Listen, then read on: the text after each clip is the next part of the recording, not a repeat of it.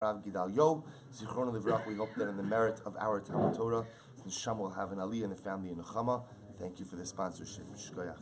And also by Ayal and Sarah Steinberg in honor of the yahrzeit of Ayal's mother, Elia Daphna Bas Yosef.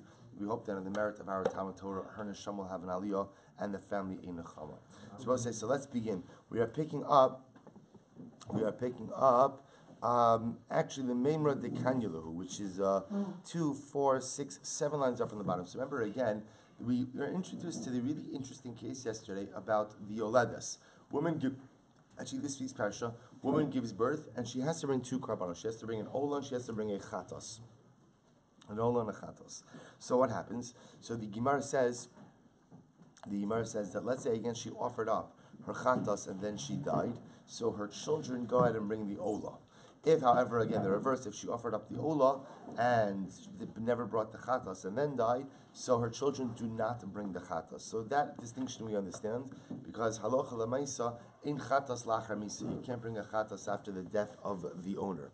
So the Gemara says over here, the Gemara suggests the idea that perhaps, again, the children could receive some type of atonement through the olah of their mother. So the Gemara says, L'meimra dekanyulu. Are you telling me then that when, let's say, the parent dies, that the Yarshim inherit, that the Yarshim acquire, I should say, the carbon itself? So the Gemara says, V'hamar Rabbi Yochanan, hiniach min chaloshnei banav umeis kreva. If a person, I call him Ruvain, died, and he left behind a carbon mincha, or he had pledged a carbon mincha, but he did not offer it, so he left behind the carbon mincha, he left it to his 2 sons, umeis, and then he died. Kreva, the halacha is that the carbon mincha is offered. Ve'ein bo shutfus. But ultimately, again, the sons are not shutfim in that carbon. Meaning, now Rashi says over here, ein bo mishum shutfus. Da'amrina ba'menachos v'anasachim, hakol ba b'shutfus, loch ilek ha'kaser ala mincha shnama v'nefesh. So we'll say, interestingly enough, a carbon mincha cannot be owned jointly. You can't have a shutfus, you can't have a halachic partnership in a carbon mincha. So the halach is, if Ruvain dies, leaves behind the mincha, his sons offer that mincha, but there's no shutvus. And if you hold that Yarshim acquire a carbon, then there should be a shutvus, right? Then ultimately, again, both sons should go ahead and acquire the carbon, and the problem with that would be what? Nefesh amrachmana. Like carbon mincha, the Torah says there can't be 2 owners, there could only be 1 owner. To which the Gemara says, v'lo kanyilhu. So you tell me then that Yarshim, that heirs, do not acquire a carbon? V'amar Rabbi Yochanan, hiniach behema l'shnei banav umeis. If a man dies, Ruvain dies, and he left behind a carbon to his 2, meaning he left behind, not that he left behind to his 2 sons, but he left behind the carbon. In other words, he died without having offered up a carbon that he had pledged. So what happens? Kreva, the halacha is that you offer up the carbon, ve'ein mamirin ba. But the halacha is that carbon is not subject to the laws of temura. Remember again, what's temura? Temura is an illegal switching of karbanos. So the Gemara says, so if you say that the Yarshim acquire the carbon, then I understand why there's no halachas of temura vis-a-vis that carbon. Why not? Because Rabbi said then the 2 sons are like shutfin, they are like partners in the carbon, top of vav. Ushutfin lo matzu mamirin. And I will say the halacha is partners cannot do temura. Partners in a carbon cannot go ahead and swap out that carbon for something else. Why not? So Rashi points out it's a very simple idea, because halacha lemaisa, the section of temura is written in the singular. So because of that, we learned that only an individual could do temura. Shutvim can't do temura. But if you say that Yarshim, that heirs, do not really acquire the carbon of their deceased parent, then what? Amuri nami lemru. Then ultimately, again, one of them should have the ability to do temura. To which the Gemara says, Shaini hasam do amakra im hamer yamir l'rabos es hayorish. So ultimately, again, the Gemara says, we learn out from an extra drasha, im hamer yamir, to teach us that even a yoresh, even an inheritor, has the ability to go ahead and do temura. Echad meimir vein shnaid mamir. However, again, despite that, the halacha is that only one person could do temura, 2 cannot. Maskif Rav Yaakov min Arpakod. So Rav Yaakov min Arpakod raises a kasha. Elame ata gabi meiser dichsiv V'im ga'ol yigal. So we'll say the pasuk by Meiser says V'im ga'ol yigal ishmi masro chamishiso yoshev alav. If you redeem your Meiser, we'll say you have to add on an extra 1/5 surcharge. So watch this. The Gemara says the Rabbos Esayoresh teaches us that not only could the owner of the Meiser go ahead and redeem the Meiser, but what? If let's say Reuven separated out his Meiser and Reuven died, his Yoresh, his inheritor, has the ability to go ahead and redeem the Meiser as well. To which the Gemara says, Hachanami echad goavin shnaim golin. Are you going to see over here as well that the halacha is only one person could redeem, but two cannot redeem? To which the Gemara says, now we know that that's not true. Shiny Meiser de Gabi Avu Nami Ise B'Shutfus. But say Meiser is different because even when we'll call him Reuven, even when Reuven was alive, Reuven could also have jointly owned produce, and when there is jointly owned produce, both of the partners have the ability to redeem it. Amar Bas Ravisha. So excuse me. Amar Le Rav Asi Rav Ashi. Umina I Amrit Bishlama Kanya Lahu. So going back for a second, if you hold that Yarshim go ahead and acquire a carbon, then I understand why one of them has the ability to affect Tmura. But ultimately, again, if you hold that the Yarshim do not acquire the carbon, then how is Tmura actually possible? So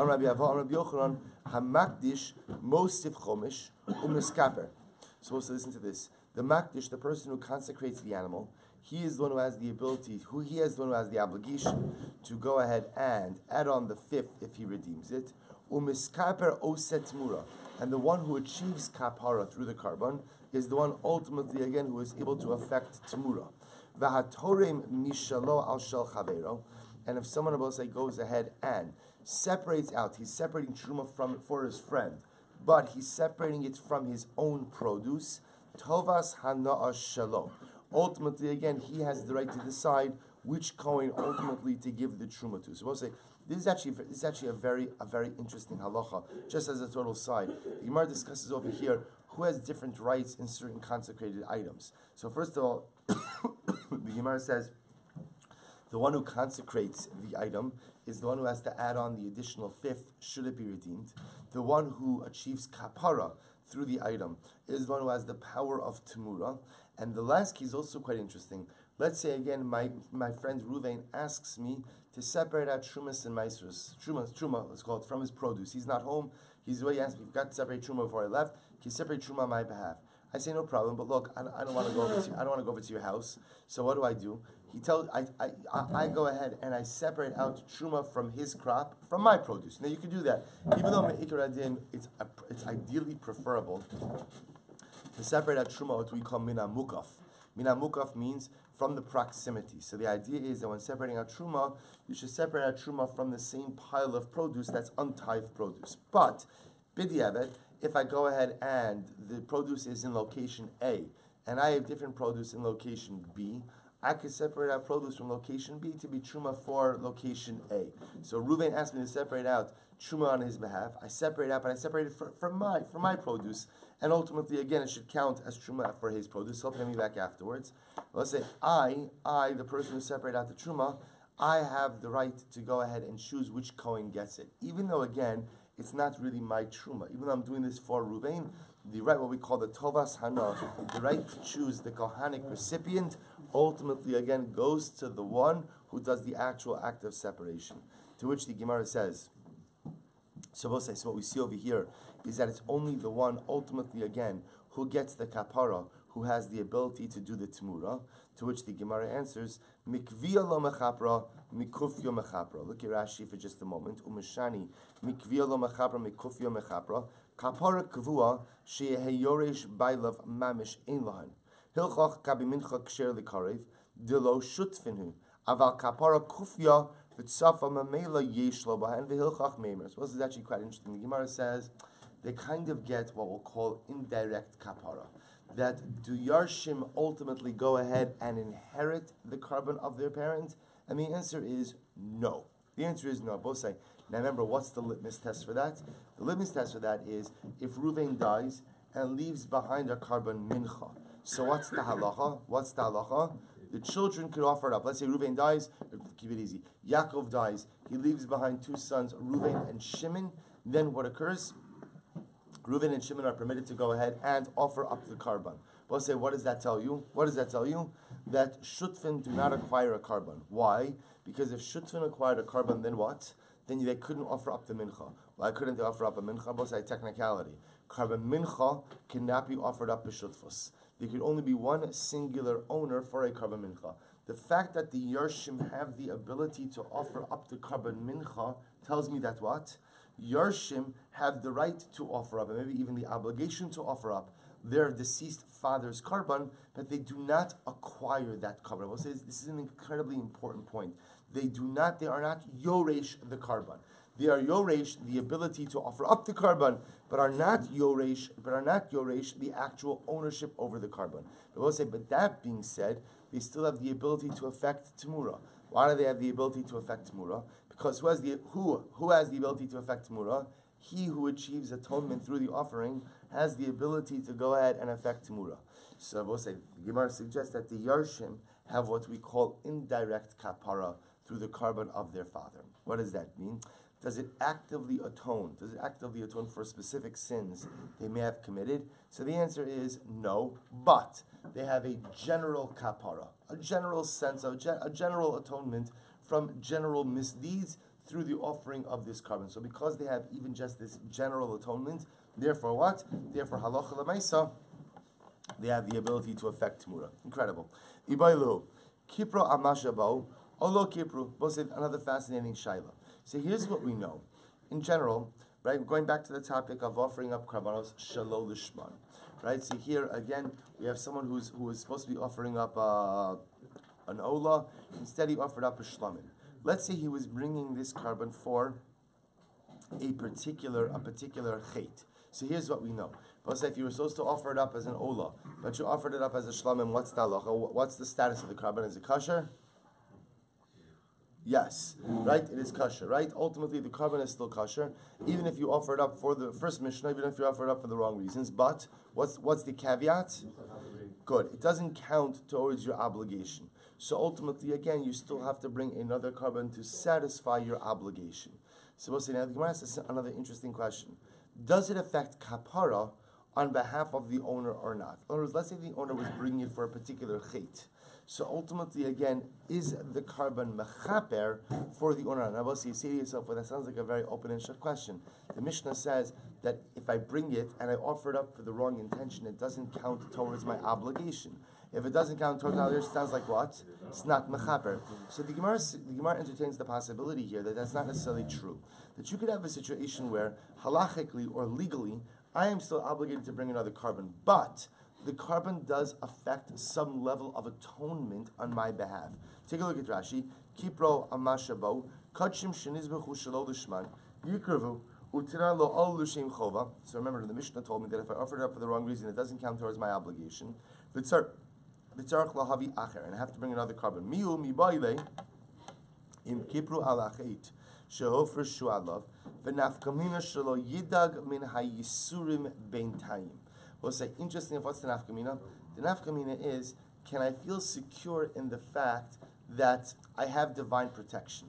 Can I feel secure in the fact that ultimately, again, I offered up this carbon, I know I have to legally bring another carbon to satisfy my legal obligation, but can I rely on the fact that this carbon does in fact create some level of kapara, some level of atonement for me? That's the fundamental shaila. To which the Gemara says, Amar Rav Sheshes Beid Ravidi Mistabra de Lo Kipru. It would appear quite obvious that this carbon does not affect any level of kapara on behalf of the owner. How so? Because ultimately, again, if you would think that the carbon affects kapara, then sheni lama huba. Then ultimately, again, why would I need to bring another carbon? As well, say if kapara has been affected, then why do you need to bring another carbon? Ve'elamai. So what do you have to say? Lo kipru. Ultimately, again, we will say when you bring the carbon for the wrong reason, as much as the carbon is kosher for its newly designated purpose, not only does it not satisfy my legal obligation, but what? It also does not give me any level of kapara. So we'll say if that's the case, then halacha l'maisa again, that it didn't affect kapara either. So then why is it offered? To which the Gemara says, Amar Rav Ashi, Rav Shisharei, Rav Idi Hachi Kakashile. So we will say, Rav Ashi says, this was Rav Idi, this was Rav Shisha B'rei Rav Idi's question. I Amrit Bishlama Lo Kipru. So I'll say, ultimately again, if you want to say that such a carbon that was offered up Shalom Lishma, even though again doesn't affect any level of kapara, then Shalom Lishmo Mikoach Lishmo Kaasi. Ultimately again, then what Rav will say? We still continue to offer up that first carbon white. I will say literally what this means is Shelo Lishmo Mikoach Lishmo Kasi. Which I will say means what? Which means that Halacha L'maisa, as you saw by the Pasuk Motza Svasecha, even once you switch the designation of the carbon, I can still go ahead and offer up the carbon based on this new designation. Visheni Lama Huba. And ultimately again, why is the second carbon brought? L'chaper. So I'll say, so again, if you hold that Halacha L'maisa, that when you go ahead and you offer up a carbon lishma, not only does it not satisfy your legal obligation, but what? It doesn't provide any level of kapara. I understand both carbonos. Carbon number one, I will say, is offered. Why? Because even though you switched the designation, the carbon is offered up as what? In accordance with its now newly found designation. Carbon number two has to be offered up to satisfy both my legal obligation as well as affect kapara. Eli amrit kipru. I will say, if you say that halacha l'maisa, the first carbon does affect some level of atonement, then what? Sheni lama huba. Ultimately, again, why is the second carbon brought at all? So what I said, the Gemara doesn't reach a resolution here, but the Gemara seems to indicate that halacha l'maisa, not only does the first carbon not go ahead and count towards the obligation of the owner, but what? It also doesn't go ahead and provide any level of kapara. So you'll say to yourself, well, what's the nafkamina if it provides kapara or not? So it seems to be very pashut. The idea is if it doesn't provide kapara, I need to be asking slach lanu avinu ki chatana. I have to have in mind for this specific chait until the time that ultimately again I bring a carbon for kapara purposes. Good. As I say these are really fascinating cases. What happens, I will say? So the Rashi points out that we're talking about an ola.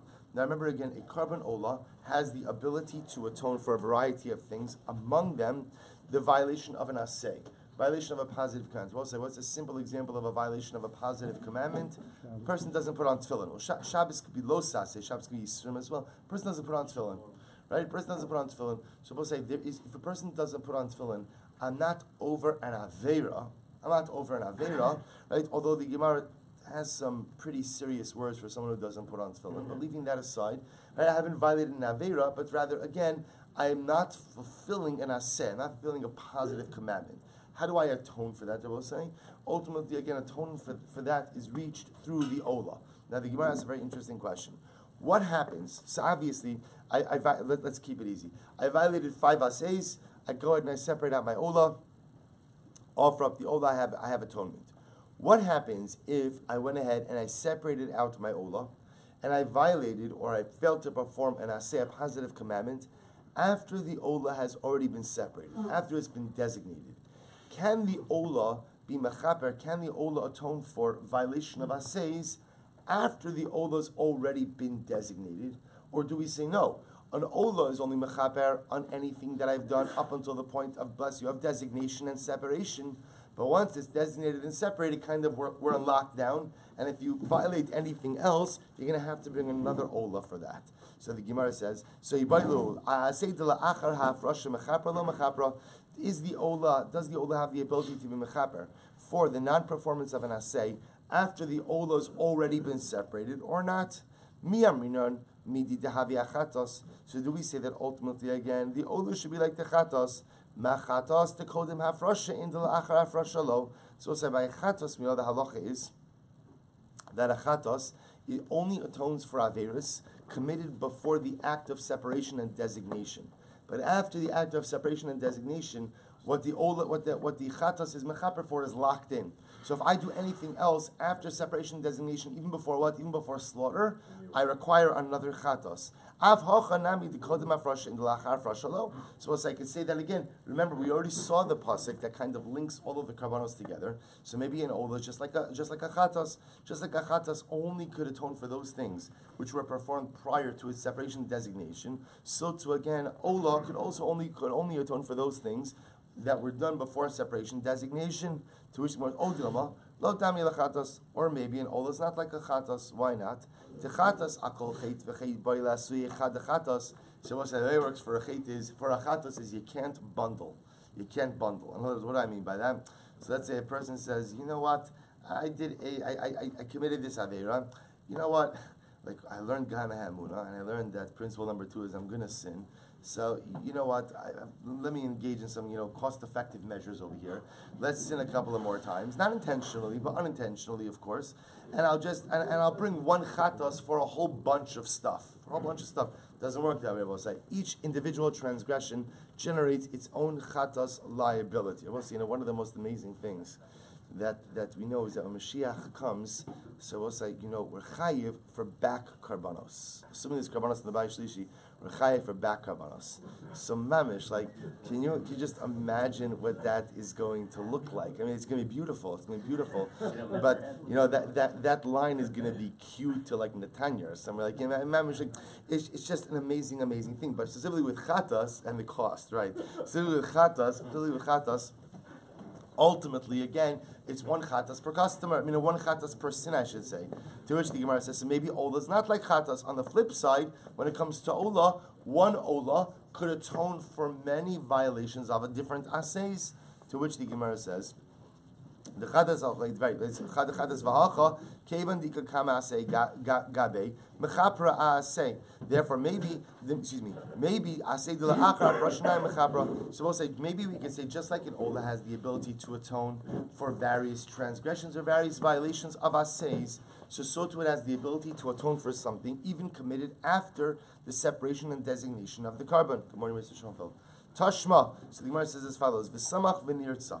So we'll say the pasuk says that he will do smicha. V'samach v'nirtza. He will go ahead and do smicha, and the carbon will be affected on his behalf. We'll say something about the ola. So watch this. V'chi smicha mechaperes. So the pasuk makes it sound like smicha is what affects kapara. We'll say smicha. We'll discuss this in depth, but smicha is the act of leaning on the animal. So v'samach v'nirtza makes it sound like it's smicha which affects some level of atonement. V'alo in kapara ela bedam. But yet we know that what? True kapara, we'll say, is only achieved when? Through the sprinkling of the blood. Shene'emar ki adam hu ha'nefesh shechaper ela ma tamulam v'samach v'nirtza. So why does the pasuk say v'samach v'nirtza, which makes it sound like smicha affects atonement? To which the Gemara says, Shem, to tell you, ela ma tamulam v'samach v'nirtza l'chaper Shem asa l'smicha shiare mitzvah. We'll say what it teaches me is as follows: if I made smicha like shiare mitzvah, we'll say what does that mean? If I make smicha like shirayim, like leftovers, what does that mean? So Rashi says of a shiare mitzvah shelo nechshava be'einav lo asa. If a person did not take smicha seriously and didn't do it, person didn't do smicha, so what's the halacha? Ma'ala alav akasav ki'ila lo kiper. The keeper. The Torah treats it as if what? He didn't achieve kapara, but he really has achieved kapara. Which I will say is interesting. In other words, the Torah is telling you that if you go in and you take the process of smicha and you treat it lightly, definition of treating it lightly, I don't do it. So the Torah says it's as if you haven't achieved kapara, even though in fact you really have. So what the Torah is trying to do is the Torah is trying to impress upon me the importance of smicha, even though what? It is a non-necessity for kapara purposes. Even though kapara can be achieved without smicha, the Torah wants me to treat it as if it is an indispensable part of the kapara process. To which the Gemara says, what does that mean? My love, the keeper asay de kodim hafrasha, lo keeper asay de smicha, davide asay de achar frasha. We'll say perhaps what that means is as follows. Perhaps what that means is that in this case of an ola, the ola, without smicha, the ola will go ahead and be mechaper for any aveira or any violation of an asay that took place prior to the separation designation. But what will the ola not be mechaper for? I will say the ola itself will not be mechaper for the non-performance of smicha. I will say, you hear this interesting shayla? The Gemara is suggesting as follows: I have an ola. I'm supposed to do smicha. Smicha is a mitzvah, say a positive commandment. Ola atones for what? Non-performance of positive commandments. I don't do smicha on my ola, which means that in the process of offering up my ola, I fail to perform a positive commandment. What's the shaila? The shaila is, can that ola atone for the non-performance of that positive commandment, which was a positive commandment associated with that very ola? So the Gemara suggests that's exactly, I've been waiting for this all morning. That's exactly the question. Because we'll say, what is that an example of? That's an example of a failure to perform a positive commandment after separation designation, but prior to slaughter. Does the Ola have the ability to atone for those type of Averis, or no? Does Ola only atone for Averos committed prior to separation designation? To which the Gemara says, maybe that's what the Gemara means. My love the keeper asay kodem afrasha. Maybe what the Brisa means to say is that the Ola has the ability to atone for positive commandments performed before separation designation. Lo keeper asay dismicha, and it doesn't have the ability to affect kapara. We'll say when. Ultimately, again, on the asay of smicha, or the failure to perform the asay of smicha. Dahavile asay del achar afrasha, because they'll say that is the non-performance of an asay in the aftermath after separation designation. Incredible. Amarava. Asay dismicha kamer. So we'll say, just so you understand, we're asking just what, this is the one very simple question we're talking about. Everyone agrees that an Ola atones for failure to perform positive commandments. And everyone agrees that one Ola could atone for what? Right? Many non-asays, we'll call it, I don't want to call it violations because it's not a violation, but we'll call it many acts of non-performance. The fundamental shayla we're asking is, does it only atone for a violation of asays prior to separation designation, or no? You're going to keep building up whatever you wanted to atone for up until the point of slaughter. That's the fundamental shayla. Amarava, asay dismicha kamed. Now, everyone will agree. We'll say when you talk about the Ola having the ability to atone for the non-performance of smicha, that's different. Shani hasan dechol kama delo shachit ba'amud v'samach koi. We'll say ultimately again, smicha is different. Why? Because the obligation of smicha, we'll say, applies until when? Until the point that the animal is actually shechted.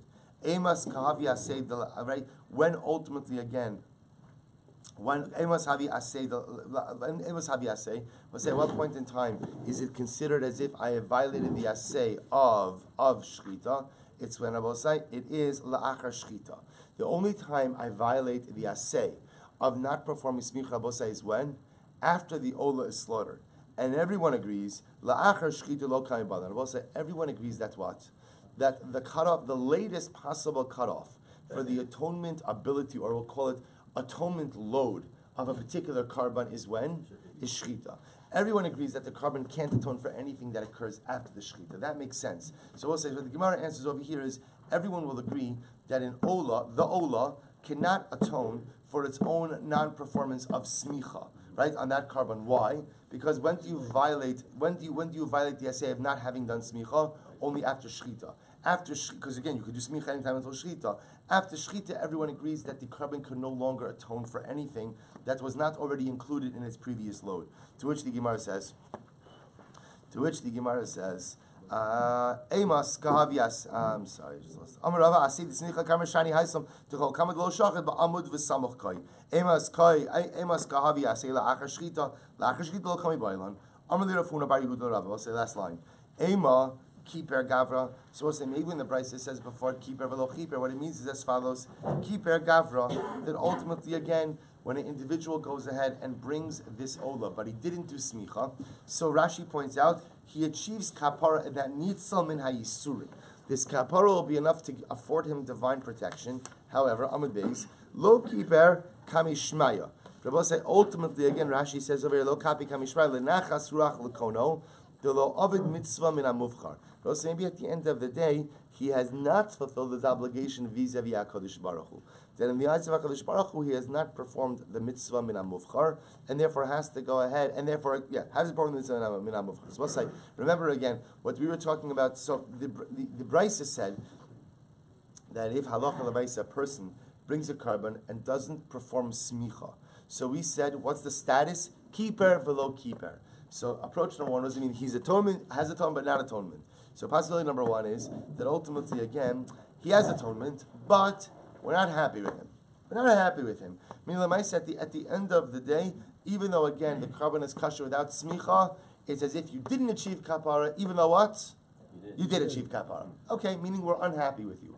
possibility too, the Gemara has to suggest in the name of Rav Huna Bar Yehuda to Rav is that no, maybe keeper means on one hand I achieved atonement in that I have achieved some level of personal atonement, in that again I'm saved from any type of additional suffering for my sin. But Kaveh Shmaya, in the eyes of HaKadosh Baruch Hu, I have not really done a good job. Sometimes the boss we know in life, it's an incredible Musar as well. Sometimes in life, I could satisfy the criteria. In other words, I could check the box, but I haven't done a good job. I've satisfied the obligation. So I checked the box, but I've not done a good job. Maybe that's what we're saying over here. Check the box. Did you bring your Ola? Check. Right? Did you do a good job? Absolutely not. Got the job done, but did not do a good job. So the Gemara says, after all, Milo Tanan. Have we not learned? Vanos says it's amazing. This week's parasha. Vanos b'shemen asher alakaf. We'll say that this is talking about the kapara of the metzora. So the person stricken with tsaras. So part of his atonement process is what? Is that there's oil, right? The coin takes oil, smears it on the thumbs and the big toes and the earlobes. So the Gemara says, and then whatever's left over in the palm of the coin, he puts on the head of the metzora. So b'shemen asher lakaf lechaper alav lifnei Hashem. So we'll say the coin will take whatever leftover oil there is. Here it's vanoser b'shemen asher lakaf a coin yitin al rosh hamitaher v'chiper alav a coin lifnei Hashem. So whatever leftover oil is in the palm of the coin, he puts it on the head of the metzora. So watch this. Im nasan kiper ve'im lo nasan lo kiper. Div Rabbi Akiva. So we'll say what does Rabbi Akiva say? Rabbi Akiva says, look, if the coin puts the oil on the head of the metzora, then kapara has been achieved. But if he doesn't put the oil on the head of the metzora, then what? No kapara. Rashi says, Im nasan shirayim ala rosh metzora kiper, the kapara amatanos harosh kesiva. So the Gemara says as follows: Rabbi Yochanan ben Nuri Omer, no, shiari mitzvahem. It's not true. Now, both say, now, where does Rabbi Akiva get this? That if you go ahead and you put the remaining oil on the head of the metzora, then he's tahar. But if not, he's not. So remember, the lashon of the pasuk is va'anoser b'shon asher akaf hakohen yitin arosh hametaher v'chiper alav hakohen lifnei Hashem. So Rabbi Akiva says the pasuk itself hinges kapara on the oil application. If the Kohen puts the remaining oil on the head of the metzora, then the metzora has kapara. If he doesn't put the oil there, then there's no kapara. Rabbi Yochanan ben Nuri says, no, not true. Shiari mitzvah, and say shiari mitzvah means again, putting the application of the blood on the head of the metzora is like shirayim, leftovers. Leftovers, meaning it's not that it's not important, but it's not necessary. It's not necessary. No, Ranas is wrong. What did you say?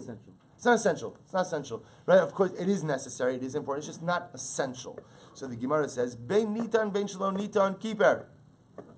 Whether the Kohen put the oil on the head of the metzora or not, the metzora achieves kapara uma'alin alav kilo kiper. But yet we treat it as what? We treat it as if he did not have kapara. So both sides say here this strange lashon. Rabbi Yochanan ben Nuri says if the Kohen fails to go ahead and put the extra oil on the head of the metzora, so kiper velo kiper. So ultimately again, it's as if. So what we say is what? Really, he does achieve kapara, but we treat it as if he didn't achieve kapara. So what does that mean? Ma'ek hi'ila lo kiper. What does it mean when we say that he did achieve kapara, but we treat it as if he didn't achieve kapara? To which the Gemara says, "Ilema dimi boile esuye carbon achrina." If you want to say that it means that the metzora has to bring another carbon, ha'amrit bein nitain bein lo nitain kiper. You'll say that can't be because remember we just said before that meikra din he's mechupa, right? That meikra din he's atoned for.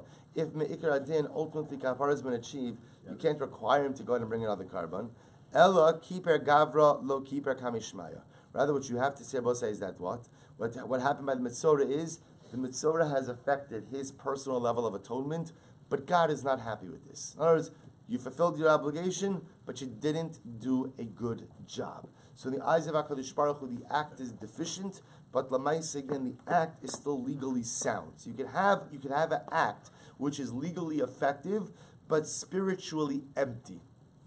That's the Hachanami. So why don't we say the same thing over here? Why don't we say the same thing over here? About say by the ola that is performed without smicha, kiper velo kiper. That what does it mean? That halacha l'maisa will say that by the ola without smicha, we'll say what happens? It's kosher, it's good, but what? Lo kiper kamishmaya.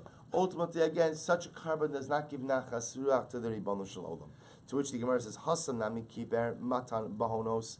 So the Gemara says, Hasan nami kiper matan bahonos lo kiper. Excuse me, Hasan nami kiper matan bahonos lo kiper matnas harosh. We'll say, why don't you say that by the Metzora that it means something else? Kiper means, we'll say that. Remember, what's the case over here? The case over is where the Kohen did the oil applications on the thumbs and ultimately again on the ears. Thank you. So maybe when it says kiper, it means anywhere the Kohen did do the oil applications, it's mechupar. But maybe lo kiper is matnos harosh. Maybe what it just simply means is he has to do the head applications again. Tashma Rabbi Shimon Omer. Kivsi atzeres lameir. So we'll say the Gemara now switches gears for just a moment. So remember, it doesn't appear, we're still stuck a little bit on this intriguing lashon, ultimately again, of kiper, lo kiper. About ultimately again, what does it mean? What does it mean that there is kapara, there's not kapara? So the Gemara says as follows: Kivsi atzeres shlam ninu. So we'll say the kivsi atzeres, which are the lambs, which are offered up on Shavuos, shlamim ninu. Ultimately, again, they are a karban shlamim. So we'll say there's a very strange verbiage over here. Ela si'iri atzeres lamahin boin al tumas mikdash v'kadashav. We'll say, why are the Seirim of Shavuos brought?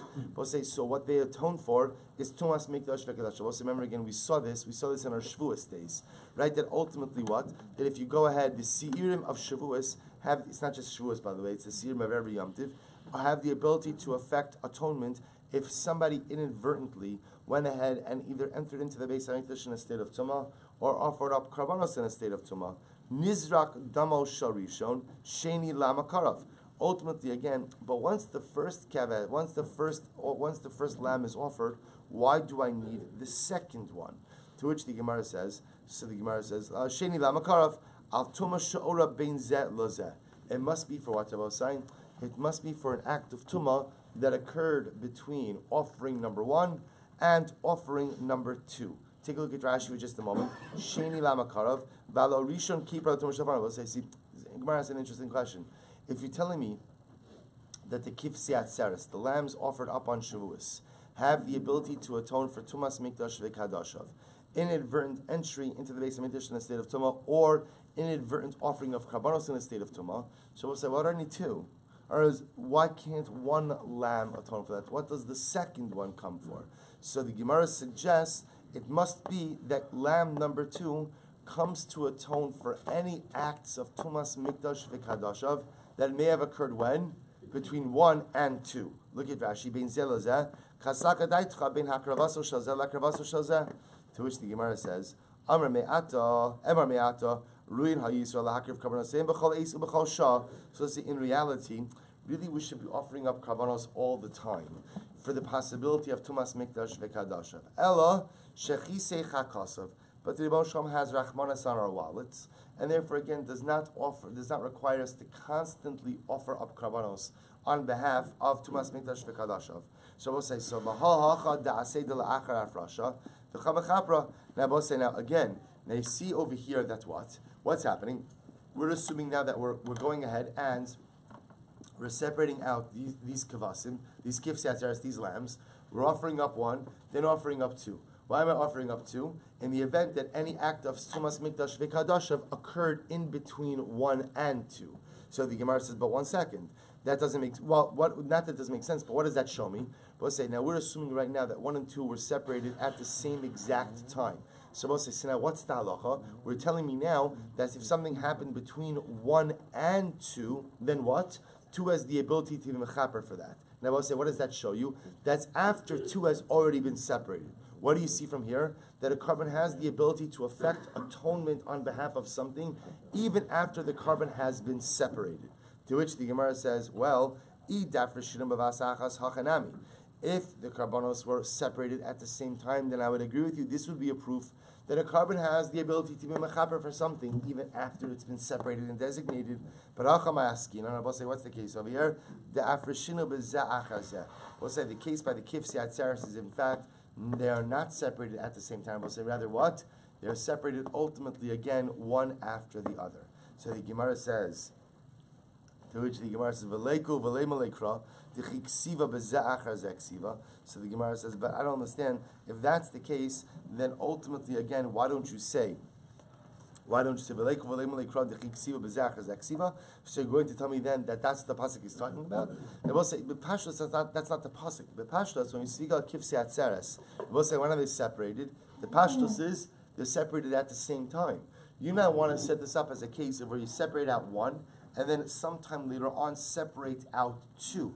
In which case, when 2 is mechaper for events that occurred between 1 and 2, it's not being mechaper for things that occurred after the hafrasha, but rather prior to the hafrasha. The problem the Gemara says with that particular approach is that what? Is that Allah Lamaisa, that's not the mashmos of the pasuk. That's not the pshuta shal mikra. Papa, Karbanos Sibur Kamrit. So Papa says you're talking about Karbanos Sibur, right? Communal offerings. So ultimately, again, says the Gemara, shiny Karbanos Sibur, deleiv Bezdin Kamasna Alehem. To which the Gemara Papa says something amazing. He says Karbanos Sibur are different. Why are Karbanos Sibur different? Because at the end of the day, Bezdin ultimately goes ahead and makes a t'nai when it comes ultimately again to Karbanos Sibur. That we'll see both say Beis Din legislates certain realities when it comes to Karbanos Sibur. What those realities are, ultimately again we'll pick up with this sugya tomorrow. I just want to end off with one short thought.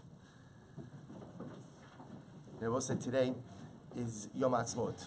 Today, ultimately, again, is the 70th anniversary of the establishment of the State of Israel. And, I've given a couple of shiurim over the last few days related to this, and I kind of always begin in the same way, which is that all too often, this day serves as a point of dissent within Klal Yisrael, right? What do you do? What do you do? How do you do? And that's somehow, again, our Zionist credentials or our Abbas Yisrael credentials are all determined by whether or not the person says a few chapters of Tehillim with a bracha, without a bracha. I mentioned last night in the shir that Rav Meshulam Roth was the Kol Mevasser, went ahead and makes a very compelling argument for halal with a bracha on Yom Ha'atzmaut. But he says, I'm nervous to go ahead and paskin in this way. Why? Because I'm nervous that it's going to create dissent in Klal Yisrael. So you see that even someone who was convinced of the halachic legitimacy, when weighing everything together, there's nothing more important for Klal Yisrael than Achdus. So whatever a person does today, doesn't do today, that's one's own cheshbon that everybody has to figure out. Rabbi say, but no matter, and the same way that no matter whether we see the establishment of the State of Israel as a part of the Messianic process or not of the Messianic process, that's also, Rabbi say, that's to a certain degree a detail. That's a detail that each and every one of us have the right to arrive at our own conclusions regarding this detail. But the important part to remember is that no matter whether you say halal, don't say halal, no matter whether you think it's aschalta du geula, not aschalta du geula, say Klal Yisrael was given a great gift 70 years ago that we didn't have for 2,000 years. That for the first time in 2,000 years, we are privileged to have access to our land. We control the borders. We control who comes in and who goes out. That we have a homeland that is accessible to us any time we want it. For 2,000 years, after being under the thumb of every single despotic and unpredictable ruler, we have the ability to have a land of our own, to have an army of our own, to have an Eretz Yisrael protected by Am Yisrael. Bose is an incredible and overwhelming zuchus. A zuchus ultimately, again, that we have to thank HaKadosh Baruch Hu, however we're going to do it. The proliferation of Torah is unparalleled, right? People often have this idea that pre-war Europe was like the epitome of Jewish accomplishment. I would say in pre-war Europe, almost everyone was ignorant, right? It was pervasive amaratzos. It's true, incredible observance as well, but incredible. We live in a different time. The proliferation of yeshivas, of kololim, of centers of Torah, specifically rooted in Eretz Yisrael, is historically unprecedented. Unprecedented. And we have to give shevach v'odah to HaKadosh Baruch Hu for this incredible gift. Rabbi Nachman has an incredible insight. Not on Yom Ha'atzmaut, but Rabbi Nachman says something dramatically amazing. Although I'm sure somebody can tweak it.